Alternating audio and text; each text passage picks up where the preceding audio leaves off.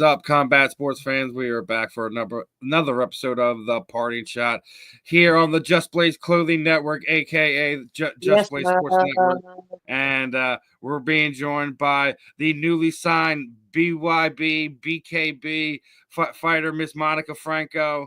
And obviously, this is kind of take two here. We were supposed to have Monica on earlier, time zones and training and everything else kind of had absent-mindedness and yes. all prevail. But good thing that me And was not kind of raise yours. the hammer at the time tonight and get you in here tonight and obviously just have some fun. So how you feeling tonight, Monica? I feel good. Very excited. Just this energy, a sense of hope, and I don't know. I'm excited for sure. I mean, got a lot to be excited about now, right? As everything kind of works itself out in life, bare knuckle comes around, you get signed to BKFC, wait around a little bit, get your first fight there, get the fight of the night, you know, feel like you had some good momentum there, then kind of the story that has kind of been your career, trying to wait around for a fight, even when you would get attached to a promotion that Yeah, have some eyeballs on you, just that weight class, things like that, just not having a whole lot of big names and things like that, it winds up being hard for you to find fights at times, and you found yourself in another one of those weird situations where you were waiting around for a period of time, and just another opportunity arose, and obviously the announcement came out last week that you're now with BKB or BYB Extreme, however it is now over there. Obviously, with the merger with the other promotion across the pond there. Kind of walk us through how everything's been for you, like over the last year. How this whole thing of swapping promotions, going to the other bare knuckle promotion and signing a multi fight deal with them. Well, that was my second fight with BKFC. I had done my first fight with them in Denver, and then my second one was the co-main event where we had gotten the fight of the night. I mean, that entire year up until now being benched was obviously, as any fighter could understand, any fighter who loves to fight is extremely frustrating. However, as you have mentioned, with bare knuckle in general kind of being a new sport, technically not new because they were old school and just back, you know what I mean? But with the buildup of divisions and the lack poss the lack of maybe women within the divisions could have been a thing. I have no idea, but I me and my manager were speaking about it, and we read over our contract with BKFC, and we weren't tied to them anymore, and I just want to fight.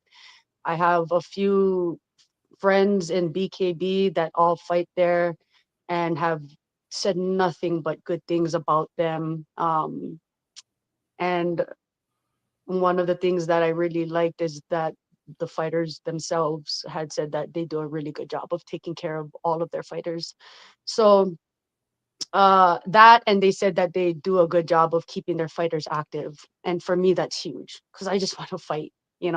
I've been doing it for a long time. I know what I'm doing. I love what I'm doing. And I honestly feel if maybe I was this big personality or had a huge influence, then it might have been different for me in BKFC. But it's the world we live in, and it's life, such as life. I know for a fact that I am good enough and skilled enough to fight somebody like a Christine Ferreira or a Helen Peralta. So in my opinion, the only reason why I didn't get those chances was probably because of my influence and my personality and what they were seeking. And that's not a knock to them. Like they have a profile that they're looking for, and that's cool. And I really like the vibe of BKB because I just do. So I've been doing a lot of studying on them because that's what I do when I get into a promotion. I watch the fights, I watch the fighters, and I've been doing that. I've been doing a lot of studying, I've been doing a lot of training, and um, just ready to go. You know me, Steve. Absolutely, my friend. It's it's one of those things. Like I said, it's I don't know if it's just where we are with what it is in the sport. It's just don't kind of have those high level fighters that you need at your weight class, and you know having it where the sports have within the kind of first like 10 years of its infancy, you're still having that thing where you're filling out I guess the divisions and rosters being on the female side where you don't have these bolstering rosters like the UFC where a lot of people feel they have too many fighters under contract and you know obviously being a bigger brand that they are that they put on they still put on more than 30 shows a year, so they a lot of those fighters can be really active sometimes even times a year because of how big of a brand they are. That's why I guess like it's one of those things where it's just a matter of time. And and it kind of sucks for fighters like you because it's like it's only a matter of time. But I'm already 30 some years old. I can't wait around another 10 years for this sport to kind of get the activeness that you really need. And like it was kind of one of the things that we talk about, some of the early women's boxers that we talk about. It's just someone like, well, you're great, but they only fought this or only did that. I'm like, are we? That's why I say like it's really hard to say that. Also to say like when we look at combat sports, how anyone could throw the word greatest of all time around. Well, what are we talking about? Like, are we talking about era? Exactly. Are we talking which weight Exactly. classes? Like, there's so many different Yeah. variables that we could talk about when it comes to that. Yep. Like, I think it's one of the hardest thing to do. Like, is say like who's the greatest of this when it comes to the sport at this time, because it's so hard. We're Absolutely. still within the first like 20, 30 years of this kind of version of what combat sports is. Like when we're mixing like MMA, both with bare knuckle and things like that. It's a really interesting time to kind of watch this kind of grow. You know what I mean? Yeah. Yeah, for sure. I think it's just a very fruitful time for combat sports in general, which I'm huge on because I love combat sports. You know, you're not just talking about bare knuckle. You got MMA, you got boxing, you got all these jujitsu platforms, you got karate combat, which I called karate combate on a different podcast, but you got karate combat. You know what I mean? You got Yeah, glory do you see training. who they have fighting now? Like you got Sam Alvey and Tyron Sponger about to fight for the heavyweight title for Oh, K- wow. for Karate Combat. I mean that's also should be one a fun Yeah, matchup. But like we are talking about, you don't just see fighters that are just doing boxing. You don't just see some of the best fighters in the world just doing MMA.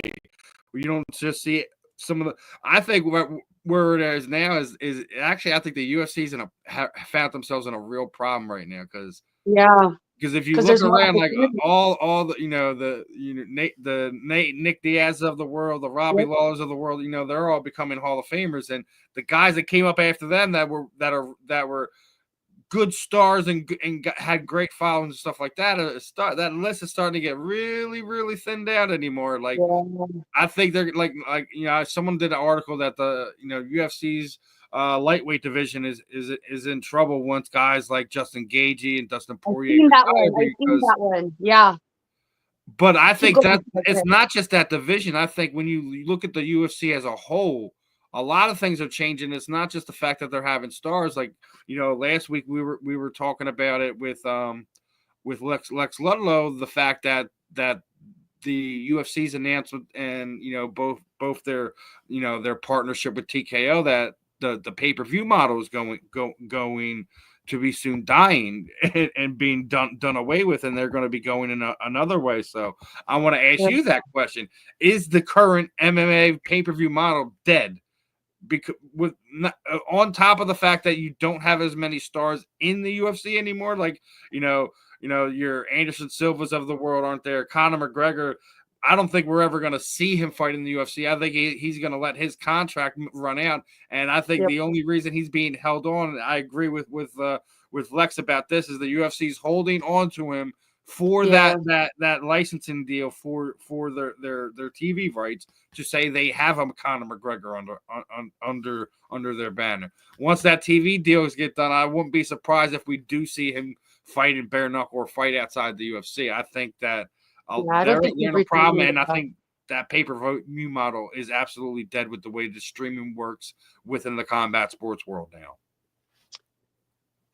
I mean, I don't know enough to say on it, so I'm just gonna take your because you're more knowledgeable on the research.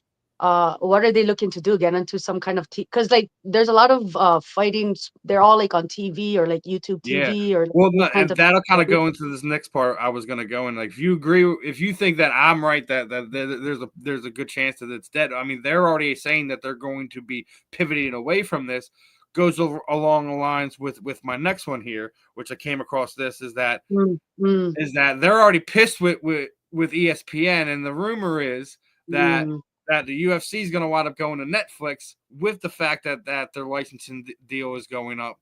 The fact that's on the table, I think, is pretty much says that the pay-per-view model for what it's been for not only just UFC but boxing in general I was should be gonna ask you gone that. because the way that you consume it, all the apps and stuff like that, you're already going through, like, you have like UFC Fight Pass, but if you have Right. UFC Fight Pass, you already have access to X amount of fights on there. Like you were already talking about the jujitsu, the grappling events that Yeah. we've seen grow a lot Hmm. over the last 5 to 10 years. Like it's just like you don't have to have that pay-per-view model. Like Yeah. I still think you should that they'll still use it, but I don't think it's going to be regularly put on as like the pay per Like views how like they that. normally do. Like how they normally do, because they put on a lot of pay-per-view events. Yeah, I think that's actually kind of smart though. I think that'll be a better way to go about it. And then you just put like the really, really special ones on pay-per-view and all that stuff. So with Yeah, that being said, then what about because like okay, so you said pay-per-view for boxing and MMA. Well, like I know like BKFC just got some deals and they do pay-per-view events and stuff like that. What is your thought process there? Like yeah, but that's also through what was it, like Dazn the apps? I thought Dazn is their main streaming partner right now is BKFC. So it's like Oh, that's as long as all. you have that app, that's where you're gonna be paying to watch that. Oh, okay.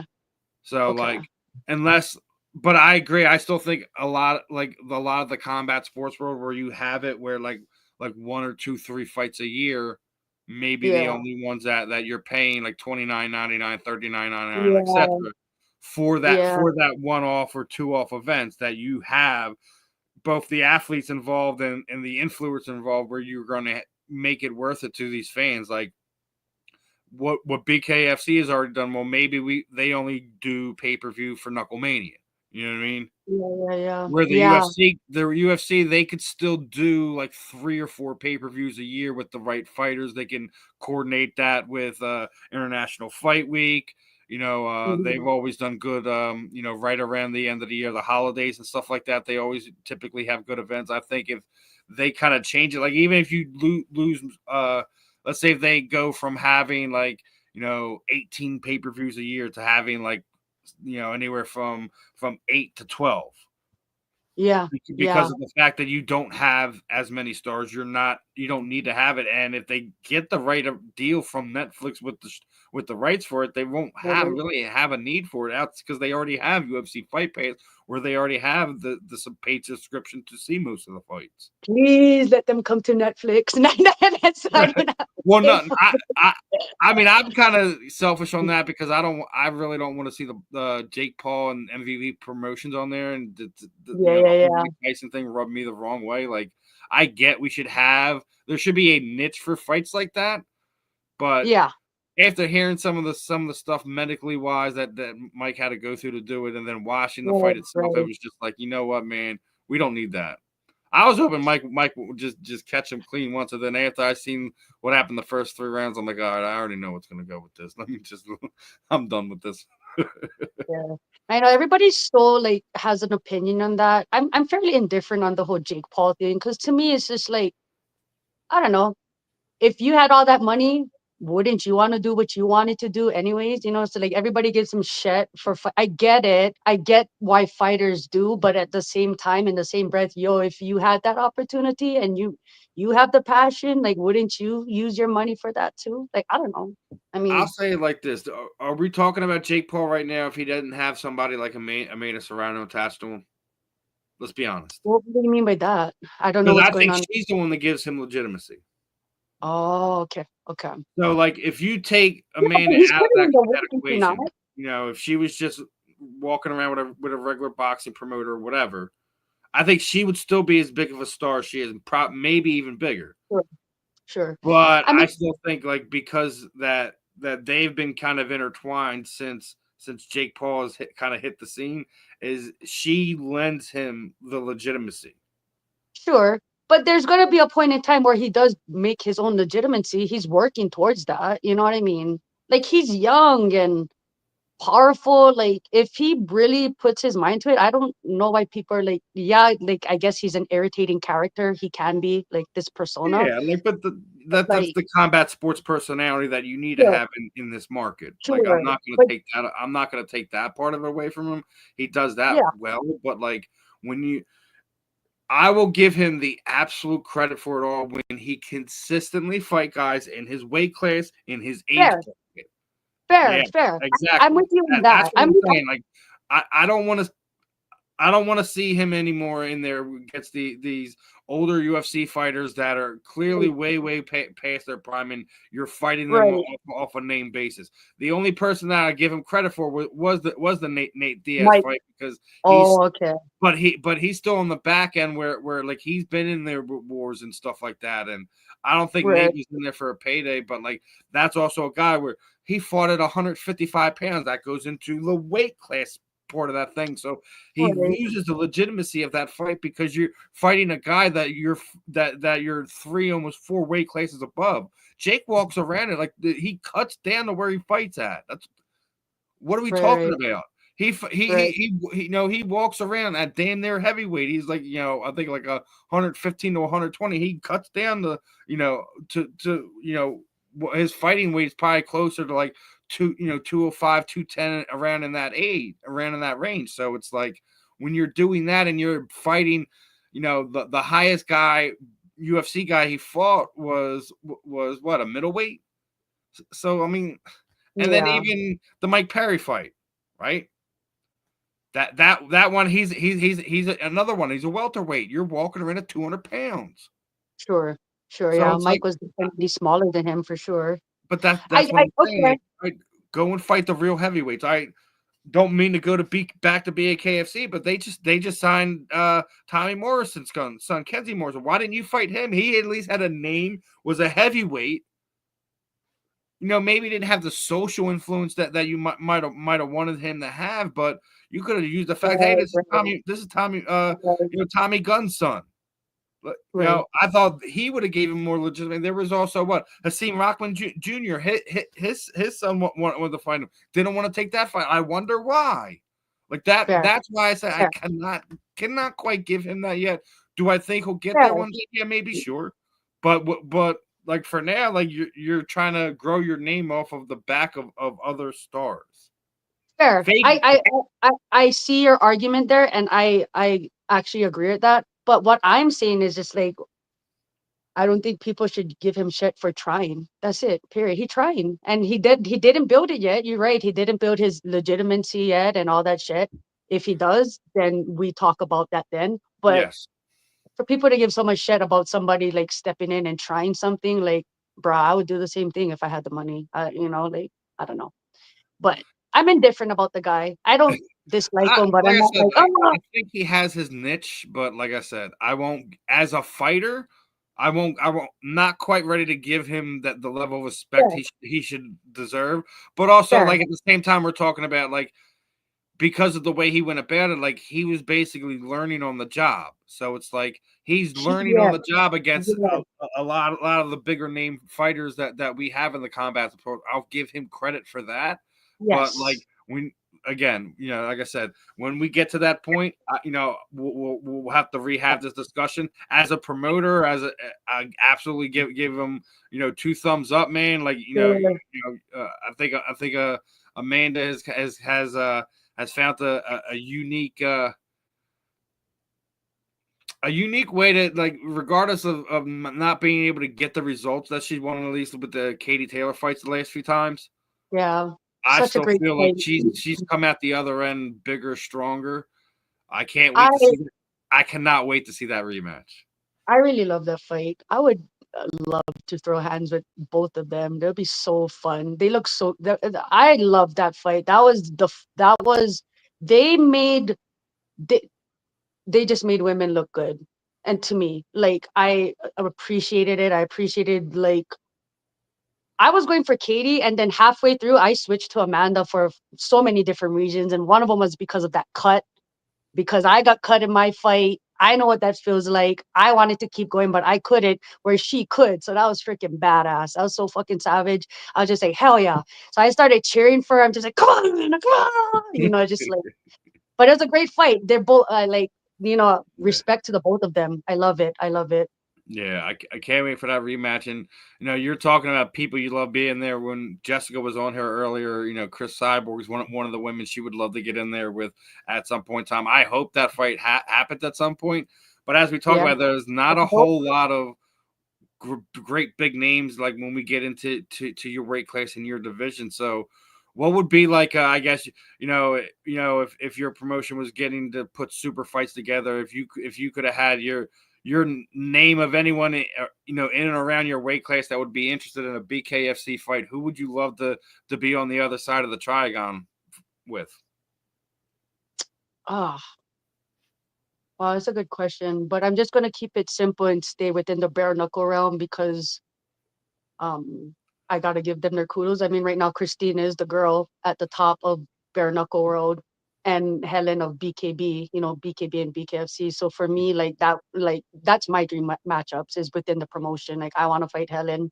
Super fight would be against Christine, but I want to fight Helen and I hopefully think get a people win still under her because underestimate she's the Helen. only. She's got mad love for me. Me and her got a story behind the scenes about everything. It's great, but Helen, not a lot of people give her love, and people tend to forget No, that she beat the I the, was just gonna say the that. She's queen. the only one that beat Chris. That's why I'm saying, like, to me, like, I want to fight Helen, and I want to make sure I make sure I win, so that I have that one notch up. Like, because to me, I think like they don't people forget about Helen. You know what I mean? Like, so for me, it's within the bare knuckle world. For the bare knuckle world, it would be Helen and Christine for me. If we're talking outside, Yeah, like MMA let's go girl, outside the sport for a second. Let's hear about you. What okay. your I definitely would love to throw down with Amanda Nunes and Valentina Shevchenko. She's not in my weight class, but Rose Namajunas, because I've always been a fan of her from Invicta days. And I I think forgot Rose she's would be mentioned great in bare Invicta. knuckle. Actually, I think Rose would be great because her thing has always been that intricacy in her striking. People don't see Yes, the little things that she was always really good yes. and fast with her footwork and her head movement. Like, Oh my listen, Rose don't gosh. get hit a Thank lot, and you. that's why she became Mahalo the for multiple saying that. time world champion. Like, I think Rose is one of those fighters that people don't give enough love to. Being that little smaller girl that's just so quiet and unassuming and just you know Yeah, bro. you I'm know so glad you said that. I'm so glad you said that. Yep, I agree. And yep, that would be my dream matchups. Outside of bare knuckle, Rose, Amanda, Valentina, and even Joanna. I always like when I was in MMA and I had like goals of going to the bigger divisions. Like Joanna was one of those girls that I was just like, fuck yeah, Joanna Jančiček. Oh my yeah, god, do you man. not remember her? I think Like, she's more of a Muay Thai fighter, but yeah, I think like she was the one of the ones one of those females in the lower weight classes when we talk about under 135 pounds that kind of made it popular, made it fun, kind of for the yeah, mainstream. You hell know, yeah, hell like yeah. some of the stuff that Joanna used to do to get in some of her opponents' her head. That is just I some of know, I know, I know. I was just like, oh, this bitch. I was like, oh, this fucker. the she was another one of those characters. So it's like one of the things like, and it's what I said Yeah. now. Like now, can you name more than five fighters in those lower weight classes inside the UFC anymore? I don't think you can, and I think that's where we are. But I also think it's because you are all spread out in between boxing, bare Yeah. knuckle, and MMA now. Where for the most part, like for a good long while, because I don't really think there's a whole lot of great women boxers in that weight classes Yeah. in these days, but like for a good long while, it's all been MMA. But I think it's starting to thin out in between Yeah. your women who want to just do boxing, some of the women who just want to do MMA, and then you have the I think you're gonna have a whole nother level of fighters now that are just gonna want to do bare knuckle, and I Oh, think it's bro. just but I Oh, think yeah. as we continue to grow the female size of combat sports that you're going to eventually get those gaps filled in that Yeah. the girls that kind of grew up with the Ronda Rouseys with the Mm-hmm. Misha Mm-hmm. Tates of the world and early stage Chris Cyborg fans and things of that Gina nature. Carano for me. Gina Yeah, Carano and like Avenger. shout out to Gina, man, because she was one of the OGs, man. The Like, pioneer, bro. Yeah. Yeah. you Yeah. know what? They're generation athlete right there. Yeah. You don't really No. get to see a whole Yeah. lot of them. Yeah, Yeah, so no, for real. Yeah, Gina Carano and Tanya Evinger. I watched them at the Blaisdell down in Hawaii, and that was like what sparked it for me. That was like my first live MMA fight, Strike Force. But I'm in agreement with you, and I think that's a beautiful thing because we need opportunities to grow, even if it's not in MMA. And like I love combat sports and I do love MMA, but I'm telling you right now, I prefer bare knuckle over MMA because I love striking more than anything, and I have nothing against grappling. I love all the little. I mean, I still do it. Dirty boxing is a form of Greco-Roman, like the upper body, all that stuff. So I still do that, but I was more just always into striking more than like takedowns and chokes and stuff like that. And I feel like there's a huge demographic that is like me, where they want that MMA feel, but not necessarily the takedowns or the kicks or the elbows. And just, you know what I mean? Because it is very, I'm going to promote bare knuckle because not only that, statistics show that we get more lacerated, but we don't get more concussed or injured from the statistics, from my understand. I could be wrong. I was listening to like David no, I Feldman. agree with you that aspect of it because we do have to definitely talk about like CTE is a real thing. Yeah, you know it, if anything, it really kind of derived from combat sports. CTE's kind of really gotten Right. bigger thing with football over the last 20 years, Right. and people kind of tend to forget about boxing. Mm-hmm, But I think it's mm-hmm. one of the things with MMA, like even MMA compared to what you deal with in compared to that with bare knuckle is you Yeah, don't have the padding. Boxing. You're getting hit with these 12, uh-huh. 16 16-ounce gloves, and Yep. then the way that you're getting your bell rung, and then you're getting a chance to kind of hold and defend yourself and get back in Yeah, there for way more rounds than what you see in MMA and then what you yeah, see in bare knuckle, and even more yeah. so is because like you guys might get lacerated more or get a tooth knocked out here and there a Mm-hmm, little bit mm-hmm. more, but the Right. overall effect, like you're not getting those flash knockouts where you're Yeah, you still have it gets ended pretty quickly with yeah, it with does. and you're not getting it as we've seen so far, like you're not really seeing the numbers where it is Right. obviously, like I said, we're still in the first 5-10 years of the sport, so we can't sit there and Right. say for 100% the scientific Mm. fact that this is the way it's going to be. So That's true. No, that's true. But I mean, bare knuckle was a thing before boxing, right? Or was it not? Right? I mean, there's I think history for a there. period of time, like way back when, before you really had a whole lot of like 1800s or whatever, like there was parts where it was, but Yeah. it wasn't like when you had what mainstream boxing became like all that. Like once you got the money behind what boxing was, that's kind of what kind of really So, blew what combat sports was to the overall world, to television, things of that nature. But I think bare knuckle is kind of the more pure natural thing of it, I guess you would say. Yeah, it Like, is.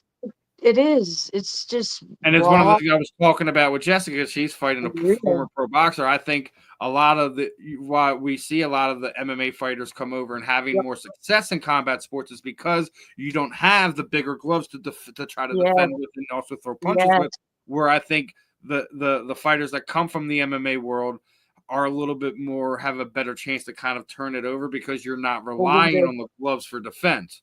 Where you're always used 100%, to their hands are going to get in, you can't let them do that. I think it's a 100%. way different defense, right? Honestly, Steven, for me, I feel no difference when I'm hitting or getting hit. It feels just like MMA for me. You talk to other BKFC fighters, like, oh, you're fucking crazy. Like, it's a difference. I'm like, really? Honestly, no, like, like, honestly, like, feels like MMA. I feel like MMA fighters do transition over a little bit better than boxers, but there have been some boxers coming in and doing really good. So, Yeah, but yeah, the kid here from in Philly for BKFC, Johnny Garbarino. hmm He's looking really good, and he actually had a pretty fair MMA career so far. So I'm interested to see where that kid winds up.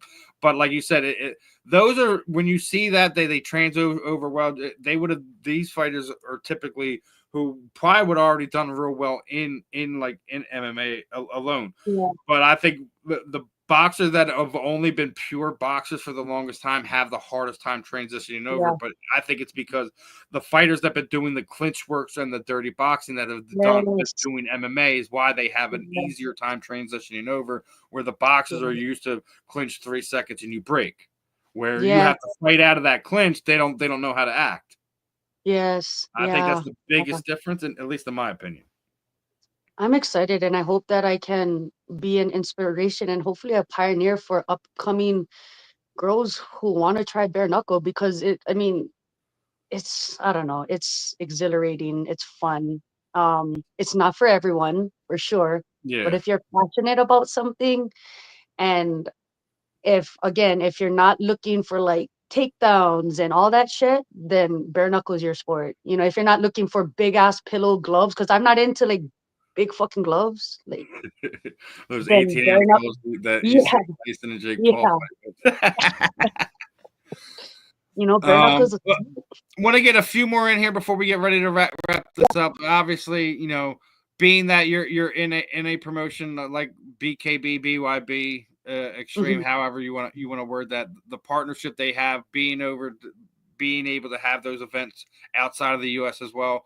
If you could have picked your place where you would like to have a fight outside of Hawaii, obviously, I know Oh, you would damn it! I was gonna go there. I was gonna go there. that's the rhetorical question. Obviously, you'd want to take bare knuckle to Hawaii, but outside of being in your own backyard there, internationally, like obviously BKFC's having the event in Dubai and things like that. Okay. If you could have a place where you'd like to fight, Australia, Russia, wherever, where would you like to fight internationally? Uh, I'll go with one of my roots. Maybe Spain because I'm Spanish, so that'd be cool. Or Portugal because I'm Portuguese. You know, some Yeah. place like that. I'll go with one of my roots. I have a lot in me. China, I'm Chinese. So, so that's gonna be the answer to that question. One of my roots, like Spain, that would be cool. Definitely Portugal, maybe even Brazil. Oh, is that the same place? I don't know, shit. But one of those places for sure. Connected to Yeah, my root. yeah. Hmm Now since we're talking about women's sports in general, it was one of the things that I was talking about before we got on air. I don't, obviously it's not something you're obviously involved in, but I wanted to get your thoughts on it. Would the women's NBA players talking about a potential lockout with their collective bargaining agreement coming up? You think it would be good for the sport in general if they hit a point two where they have a lockout now, where you would have to say at least socially you would look at this last past year with Caitlin Clark and Angel Reese and players of that nature, where they had their probably the most successful season in that aspect. They still lost $40 million, but you think it would be good for the sport for them to hold out to kind of try to bridge that pay gap between what the pro NBA players are making compared to what the women's NBA players are making? I mean, I gotta think about this one because that's like there's like, There's a couple layers to that. yeah, there's layers to it. You know what I mean? Because I can understand where the women, the players are coming from and wanting, more monetary or more capital, whatever it is. But I mean, they just had like one of their biggest seasons, like you said, like as far as exposure and all these stars that are getting this exposure. I hope that there's some kind of common ground that they can come to, because I don't think it would. I I don't know if like cutting the momentum now that they're getting momentum would be such a good thing. However, I do understand that they want more pay for what they're doing. Um, but if you're asking my personal opinion, like I would just be happy for what I'm getting paid and just love to play. And you're getting, and that's just because I mean they're not getting paid millions like Yeah. the NBA players, but at the same time, you're still making money and you can still use your money to make other investments and grow. And that way, you know what I mean? Like you're still playing the sport that you love to do. You still get in, like, why make such big hoo hoo about it? Especially now that you guys are getting all this exposure. Like, I don't know, just try and figure it out, but don't stop the Yeah. playing. You know what Yeah. I mean? Like, don't stop the playing. Like, that's your shit. That's your jam. You guys I only think the threat of the lockout is something they should do, but I don't think it's something they should actually go through. Like, put this like, hey, this is something we were willing to do if at least X, Y, and Z aren't met. I sure, do think sure, like the pay scale like obviously there's a revenue sharing thing that goes into that why we even have the WNBA right now.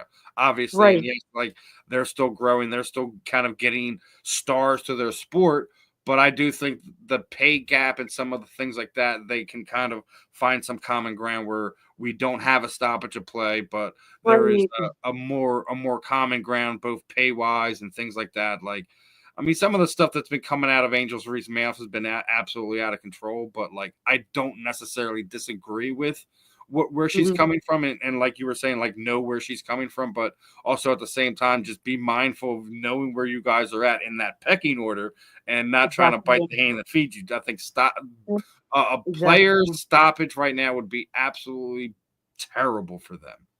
Yeah, And I yeah. think the other side of that is if they have to, the people at the other side of the table have to know that they don't really want that at the end of the day.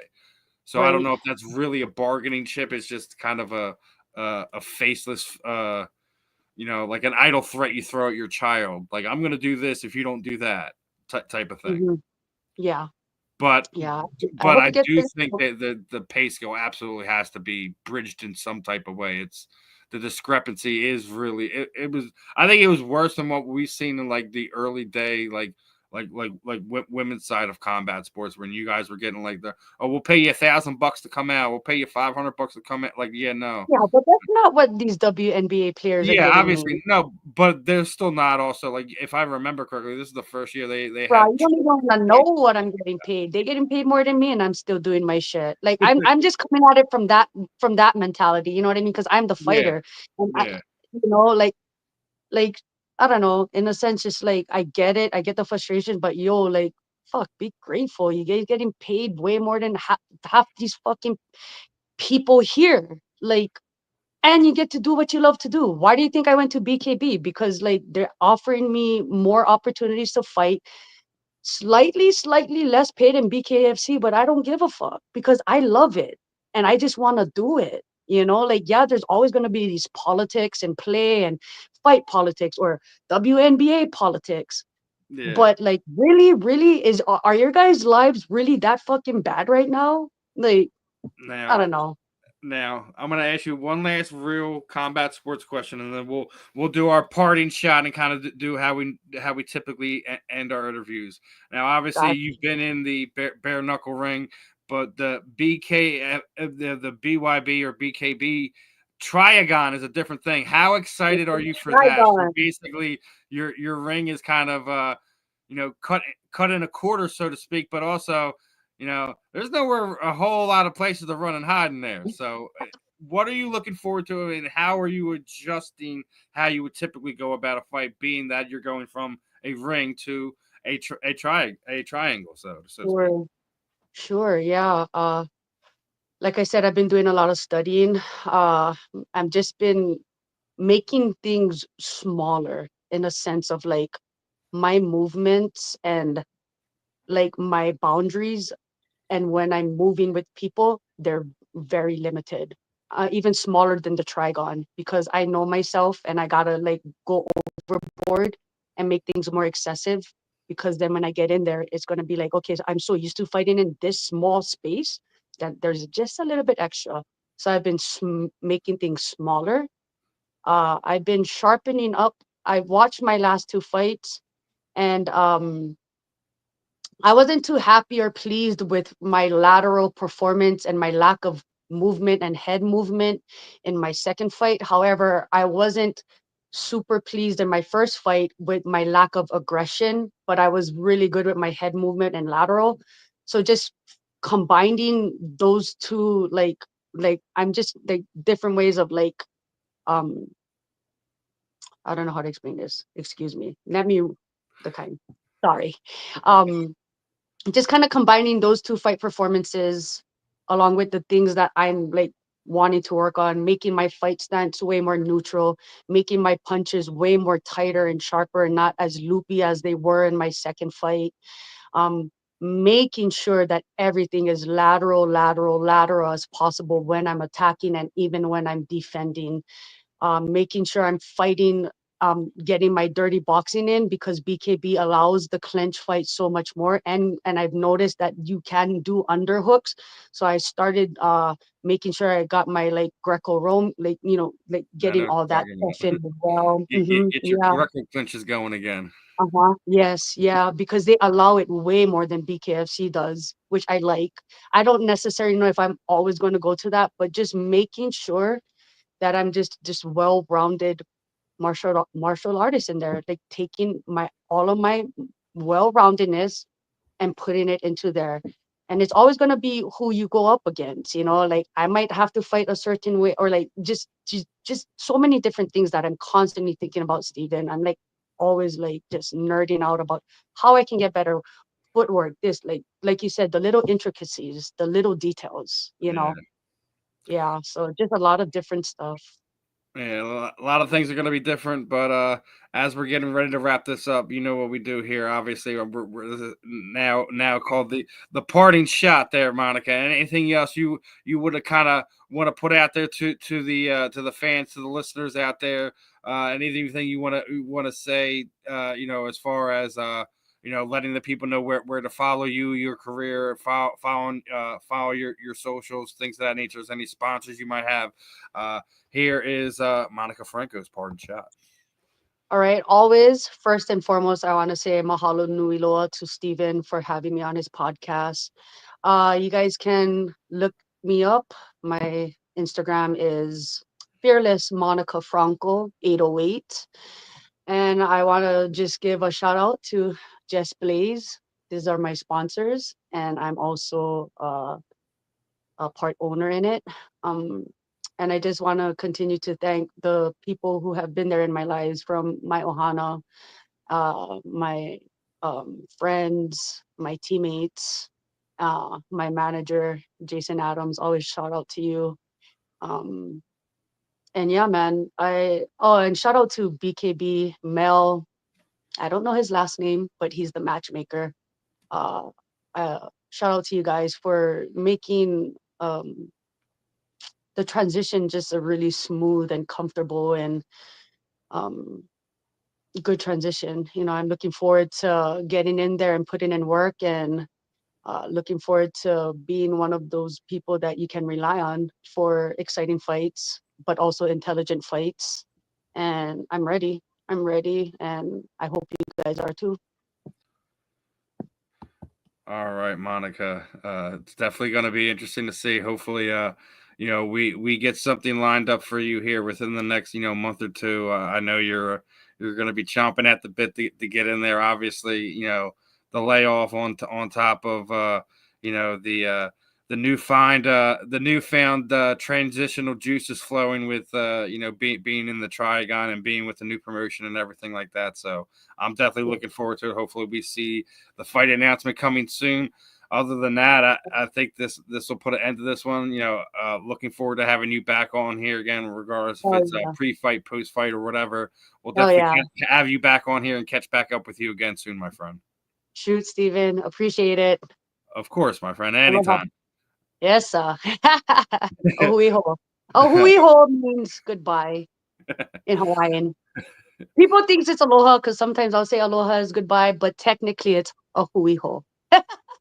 Got to educate the people while we're here too, right? Of course. All right, Monica. Appreciate it. We'll be in touch.